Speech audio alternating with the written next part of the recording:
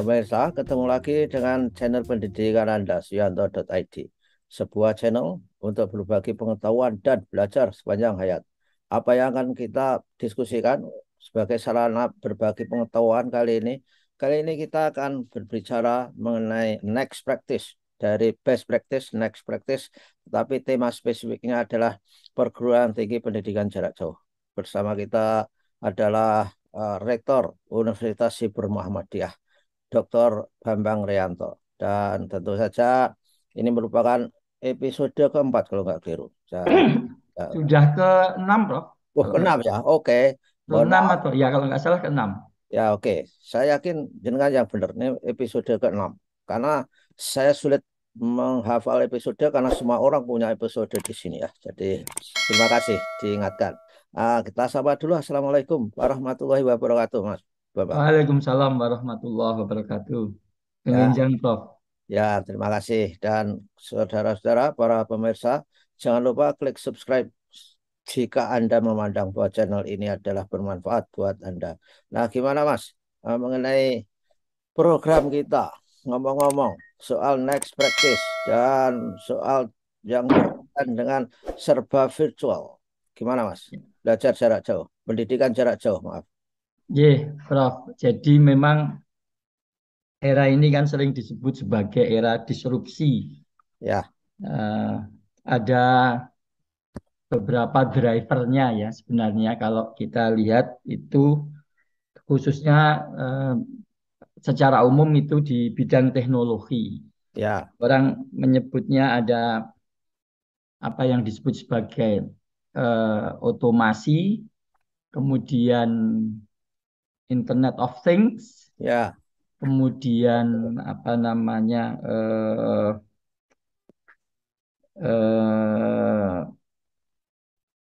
artificial intelligence, ya, oke.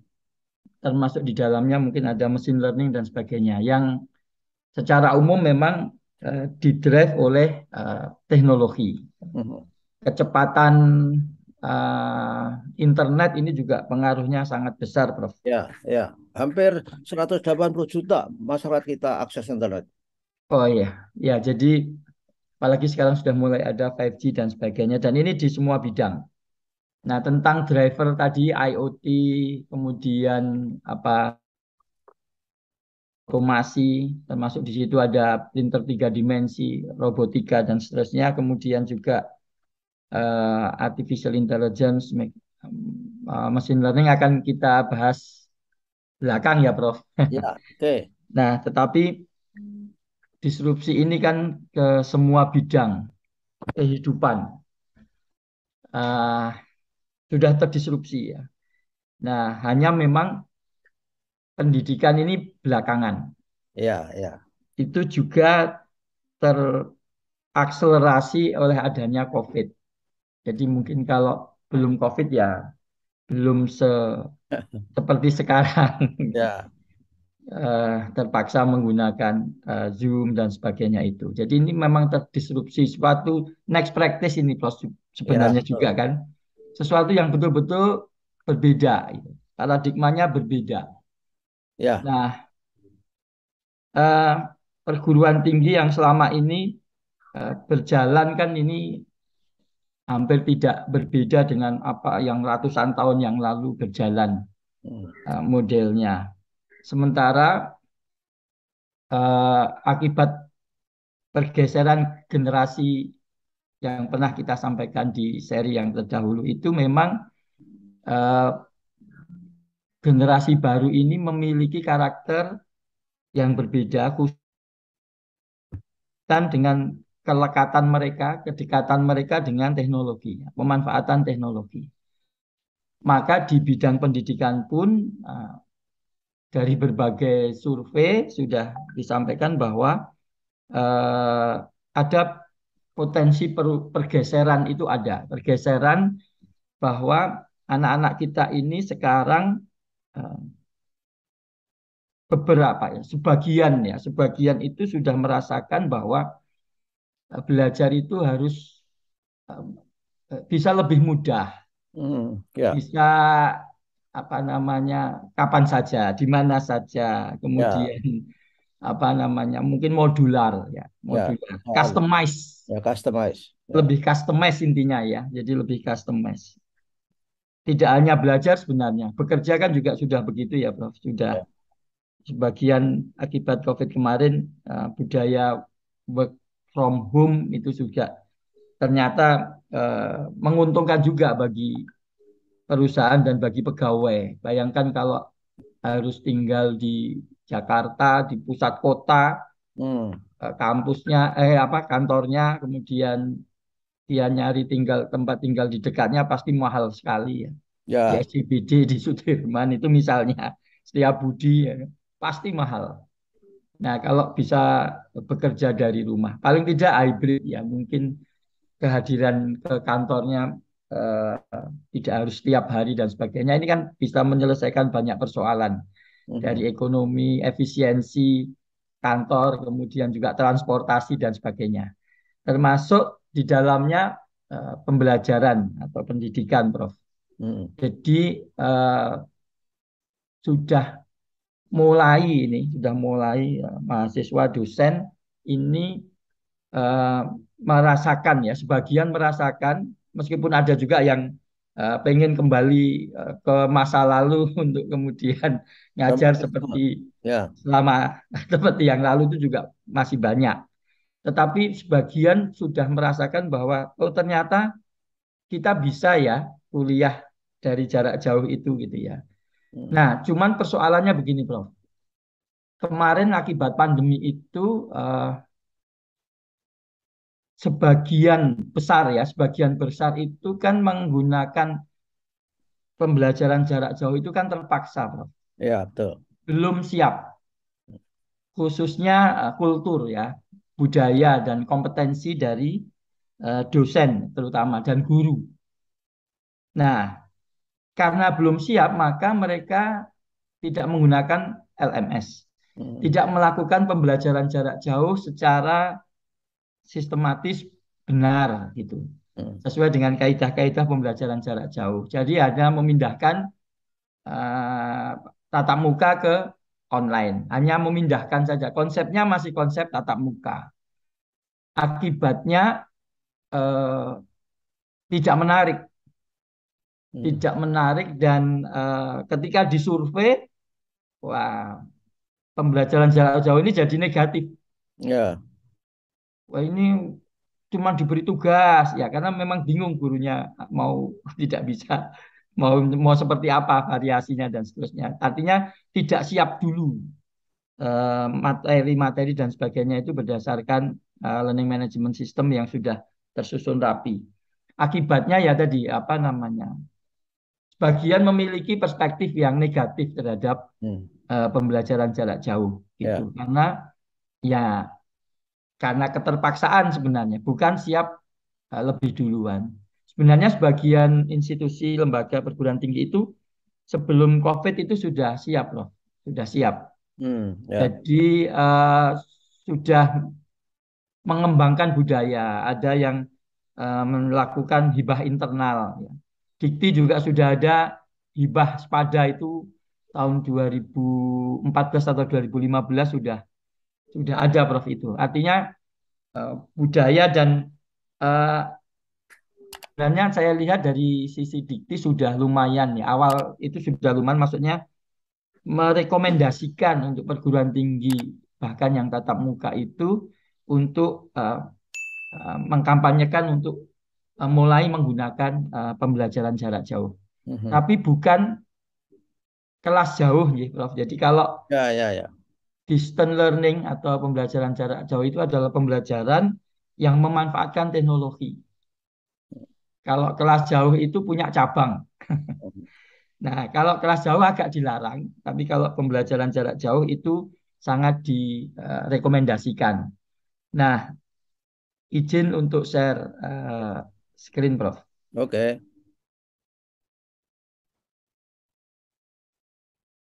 Nah, jadi sebenarnya sejak 2003 ini ternyata sudah mulai ada, Prof.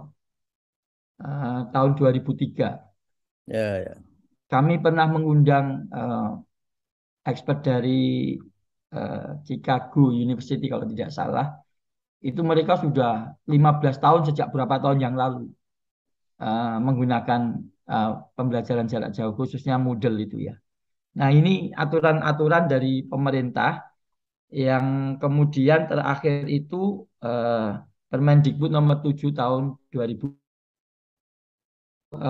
program studi PJJ dan juga sudah mulai ada instrumen PJJ untuk sarjana.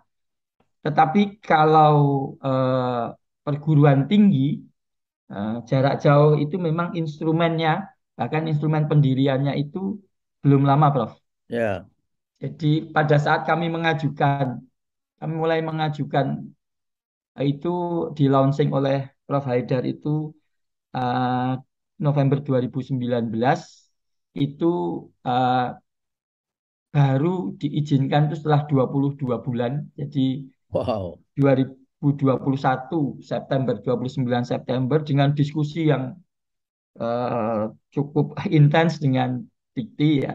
Selama Mas, selama masa tunggu belum diizinkan tuh ngapain? Tetap Jadi berjalan kita pembelajarannya. ngirim borang itu sampai 3 kali, Prof. Hmm, ya. Kemudian ada BIMTEK-nya, ada macam-macamnya. Jadi memang sepertinya Dikti cukup berhati-hati ya, Prof, karena ini hal yang baru begitu. Jadi kami bahkan berdiskusi dengan Pak Dirjen itu sampai beberapa kali. Nah, ini eh, intinya PJJ ini mulai ada perguruan tinggi ini, Prof. Bisa dalam bentuk mata kuliah, program studi atau perguruan tinggi. Oke. Jadi penjelasannya begini, Prof. Mungkin, Prof. Mungkin saya ini sebagai modus eh, perkuliahan jarak jauh yang bergelar. Hmm, Jadi yang bergelar itu yang pertama blended learning ini yang banyak digunakan. ya. Jadi eh, indikaan apa? Patokannya itu sesi, Prof. Jadi misalnya satu mata kuliah itu ada sesi yang diselenggarakan secara online dan ada sesi yang diselenggarakan secara tatap muka. Ini disebut sebagai blended learning, Prof. Ya. Jadi sesi, ya sesi. Nah, kemudian yang berikutnya konsorsium. Ini kalau perguruan tinggi A, perguruan tinggi B, kemudian menyelenggarakan perkuliahan. Ini seperti saya kira ini mirip prakteknya di kam, kam, apa namanya MBKM ya, Merdeka Belajar Kampus Merdeka itu, yang Hmm, bisa saling tukar menukar mata kuliah itu ya, itu bisa dilakukan dengan modus konsorsium. hmm, Kemudian ada modus ganda. Ganda itu ada dua, ini kayak bulu tangkis ya. hmm, Ganda kombinasi, yaitu ketika misalnya dalam satu program studi ada mata kuliah yang diselenggarakan secara online dan ada mata kuliah yang diselenggarakan secara tatap muka. Jadi ukurannya kalau ini mata kuliah. ya. Kemudian ada ganda paralel. Jadi yang sekarang banyak dilakukan itu blended learning Pendek ya. dan mulai Paralel. ada ganda paralel, yaitu perguruan tinggi yang sudah memiliki program studi eh, konvensional, ya misalnya teknik mesin begitu, kemudian bisa mendirikan program studi jarak jauh, Prof. Namanya program studi jarak jauh. Jadi eh, apa dengan syarat tertentu ya. Kalau tidak salah akreditasinya A, maka boleh atau diizinkan. Jadi ini peluang bagi perguruan tinggi tatap muka untuk masuk ke dunia eh, perkuliahan jarak jauh. Jadi ini peluangnya maksimal sampai di sini untuk perguruan tinggi konvensional. Nah, kalau Universitas Siber Muhammadiyah dan beberapa perguruan tinggi yang lain, ada UT dan sebagainya itu modus tunggal, Prof. Jadi Ya. memang sejak didirikan memang sudah dimaksudkan untuk menjadi perguruan tinggi pendidikan jarak jauh. Jadi eh, ini modus dari perkuliahan jarak jauh, Prof. Eh, Kira-kira demikian, kira-kira anu informasi sementaranya, Ya, Prof. ya oke lah. Eh, Gimana yang sudah ada di Sibermu, Mas? Itu artinya ada nggak feedback loop dari mahasiswa? Misalkan saja dia happy dengan modalitas pembelajaran yang serba digital. Ada nggak itu diketahui? Kalau feedback itu bahkan di perguruan tatap muka sudah banyak yang melakukan survei, Prof. Mhm. Ya. Sayang saya mungkin tidak siapkan datanya ya, Prof ya. Di Hmm. salah satu perguruan tinggi itu memang sudah mulai disukai, Prof. Ya, ya, ya. Sudah mulai disukai. Saya apa namanya jadi mereka ini awalnya memang pada saat awal karena mungkin dosen pada saat itu dan eh, pada saat menghadapi COVID yang awal itu mungkin masih gamang gitu ya. Hmm. Hingga masih ada saja mahasiswanya juga begitu gitu ya. Ya kaget kan pada saat itu. Ya, Tapi semakin ke belakang itu semakin terakomodasi, Prof itu. ya, ya. Awalnya itu eh, keluhannya misalnya banyak tugas. Nah, itu yang pertama, selalu eh, menyampaikan bahwa banyak tugas, gitu, Bro. Ya, ya. Tapi belakangan, ya karena tadi dosennya mungkin juga nggak siap tadi, Bro.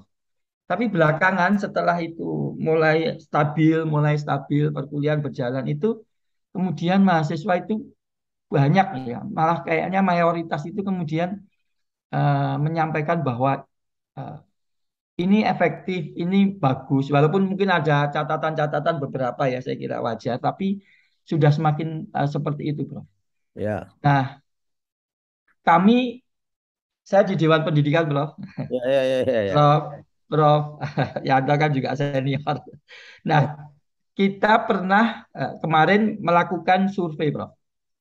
Menggunakan Google Form gitu di DIY terhadap apa anak-anak kelas berapa ya? Kalau dulu kelas 2 3 SMP ya. Ya. Kelas 6 7 Bulan. 8 9 ya, Prof. Ya. Itu dalam seminggu kita itu dapat 20 29.000 data, Prof. Hmm. Oh, Hanya dalam satu minggu.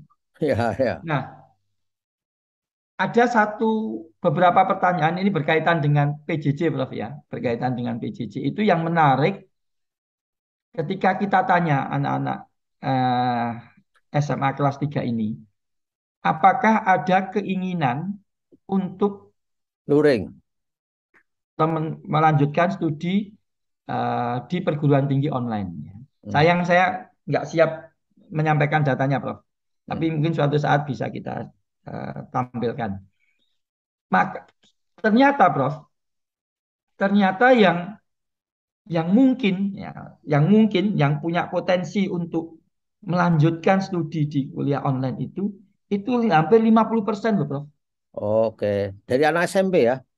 S, maaf, SMA, maaf, SMA. kelas 2 dan 3 SMA Ya, ya, ya. di DIY, Prof.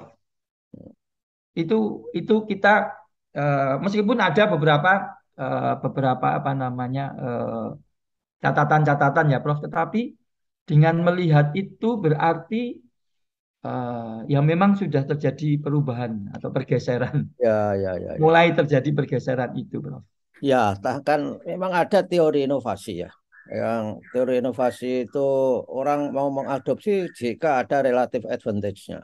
Dan Ya, comparability-nya ada, kemudian divisibility bisa ditahap-tahapkan, dan juga triability bisa dicoba. Saya kira memenuhi syarat itu. Kan siswa sudah mulai berpikir, oh ini kalau ke perguruan tinggi yang digital, virtual, ini ternyata keuntungan relatifnya gede. Nggak harus ke sana, ke samari, dan sangat fleksibel, mobile. Kita bisa kuliah sambil duduk-duduk, sambil tidur-tiduran, bahkan di kamar mandi, ketika di toilet juga bisa, saya kira. Nah, ini yang Oke. keuntungannya, gitu. Kalau pakai moda daring kan nggak perlu kita rapi-rapi kan, yang penting atasannya saja, bawahannya terserah saja itu. Nah, ini contoh-contoh yang sederhana. Nah, mudah-mudahan anulah ini menjadi embrio, Mas. Dan saya yakin, makanya saya yakin bahwa ke depan itu memang modalitas perguruan tinggi digital itu menjadi mainstream nanti. Dan yang konvensional itu menjadi tidak mainstream. Gimana menurut saya? Jadi, Prof, kalau ngelihat kemarin survei juga pasca di seluruh dunia itu memang sudah mulai ada pergeseran. Sekarang ini mungkin masih imbang. Jadi Hmm. memang blended yang menjadi apa namanya, Prof, masa depan ya. Paling tidak untuk hal-hal yang sifatnya praktek itu mungkin, Prof, Ya. yang tapi itu pun saya melihat ada potensi bisa digantikan sebagian ya, sebagian mungkin bisa sebagian besar dengan immersive teknologi, Prof. Hmm. Nah, itu nanti akan menarik mungkin bisa minggu depan kita bisa masuk ke apa namanya pemanfaatan immersive teknologi itu. Jadi pendidikan jarak jauh itu kan eh, kalau dari sisi taksonomi Bloom yang kognitif, kemudian afektif dan psikomotor kan kritiknya selalu di afektif dan psikomotor, Prof. Hmm. Hmm. Kalau pengetahuan itu bisa. Kemudian afektif dan psikomotor, nah itu ya. Tapi sebenarnya setelah kita cermati, setelah kita dalami, dua-duanya bahkan ternyata punya potensi untuk bisa dipenuhi, Prof. Hmm. Capaian pembelajarannya ya di aspek afektif dan psikomotor, Prof. Karena kalau afektif misalnya, ini besok mungkin kita bisa tunjukkan ya, saya belum siapkan ada video Iya. yang menyentuh afeksi ini kan berkaitan dengan hal-hal yang menyentuh perasaan, emosi, semangat gitu, toh, Prof. Nah, Iya. empati dan seterusnya itu. Sebenarnya ini bisa disentuh dengan pendidikan jarak jauh itu dengan video-video pendek dan sebagainya yang menyentuh hati dan seterusnya. Ini kan ini bisa dibangkitkan sebenarnya. Ya, ya, ya. Tinggal kreativitas tadi guru dan dosennya. Nah, kemudian untuk yang psikomotor ini dengan apa namanya immersive technology ya, augmented reality, virtual reality dan mixed reality yang sekarang bahasa populernya itu metaverse itu itu bisa di, di apa namanya diakomodasi, Prof. Hmm. Jadi Ya, sudah mulai banyak saat ini yang mengembangkan laboratorium-laboratorium virtual gitu, Prof. ya, Jadi ya. kita betul-betul bisa melakukan sesuatu. Nah, mungkin minggu depan ini akan kita Ya, tampilkan contoh-contoh ya, ya, video-videonya itu ya. ya. Jadi bisa melakukan sesuatu mahasiswa itu misalnya eh, salah satu perguruan tinggi itu mengembangkan misalnya praktikum untuk pertambangan. Hmm.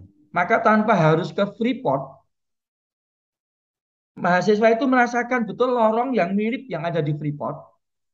Hmm. Kemudian dia masuk, kemudian dia men-setting untuk aktivitas pertambangan itu misalnya memasang dinamit di Hmm. dinding-dindingnya itu, Prof. Ya. Kemudian dia menjauh, kemudian ada perangkat alat untuk misalnya meledakkan itu. Hmm. Jadi ada tombol-tombolnya, ada handle-handlenya yang bisa dioperasikan. Hmm. Dan saya sudah merasakan beberapa headset, Prof. Sekarang itu yang imersif itu kan supaya imersif pakai menggunakan headset. Dan variasi harganya bisa macam-macam itu bisa eh, murah sampai mahal ya, Prof ya. Ya. Betul-betul ada misalnya kita nekan tombol, misalnya kita menekan tombol itu kerasa ada sensasinya sama, Prof, dengan nekan Ada, tombol keyboard itu misalnya. ada dentuman. Ada suaranya gitu, Prof. Ya, Ya. ada getarannya gitu, Prof. Hmm. Nah, jadi ini ke depan insya Allah akan bisa paling tidak melengkapi ya, Hmm. Ya. menjadi alternatif ya, menjadi alternatif untuk hal-hal yang sifatnya praktek. Dan mungkin ini share screen sedikit. Oke. 3 menit, Mas ya. Ini terakhir, Prof. Ya, Hanya untuk memancing yang minggu depan ini, Prof. ya. Mengapa ini kemungkinan akan, tadi Prof sampaikan, saya juga optimis karena ini orang-orang besar ini sudah menyiapkan ke sana, Prof ini. Oke. Jadi eh, akan ada 1 miliar orang bakal jadi warga negara metaverse. Kemudian ini Bill Gates metaverse kita akses di masa depan. Karena ini memang mengembangkan, Prof. Jadi kalau Zuckerberg itu mengembangkan, dia memanfaatkan headset yang namanya Oculus Quest 2 Hmm. untuk kedepannya mungkin memindahkan face menjadi 3 dimensi, Prof. Ya, Maka namanya Meta. ya. Nah, dia perusahaannya Meta dan dia sudah beli itu perusahaan untuk Oculusnya itu, Prof. Jadi Hmm. Oculus Quest 2 itu from Facebook dan kita sudah punya. Harganya mulai terjangkau, Prof. Ya, Eh, 6 sampai 8 juta itu. Kan sama dengan handphone-handphone yang high end ya. ya, ya, ya, ya. Kemudian yang eh, Bill Gates ini, Microsoft juga mengembangkan headset itu yang disebut sebagai Microsoft HoloLens ya. Nah ini kita eh, eksplorasi nih Prof. Mungkin nanti akan saya tunjukkan ke di depan nanti ya, ke depan di minggu depan tentang hal-hal itu, Prof. Ya. Kebetulan pas begini, Prof. Eh, Tanggal 5 itu akan ada peresmian kampus virtualnya Universitas Iber Muhammadiyah. Oke. Nah, ini undangannya juga sudah mulai di setting. Eh, Nanti Prof. Yanto akan kami undang. Ya, dengan senang. Dengan Insya Allah senang, Mas. apa akan sangat bisa jadi ini nanti jadi materi untuk podcastnya Prof. Yanto juga. Ya, bagus. Apa Ya, yang kita tampilkan besok monggo kalau mau dijadikan materi. ya, oke. Baiklah. Saya kira Oke. kita sudah memberi inspirasi luar biasa. Para pemirsa ikuti eh, dialog kita minggu depan. Kita akan masuk lebih dalam mengenai misalnya saja augmented reality dan AVR, augmented virtual reality di dalam menapaki dunia pendidikan masa depan. Terima kasih Mas Bambang atas kehadirannya di suyanto.id. Sama-sama Prof. Wassalamualaikum warahmatullahi wabarakatuh. Waalaikumsalam warahmatullahi wabarakatuh.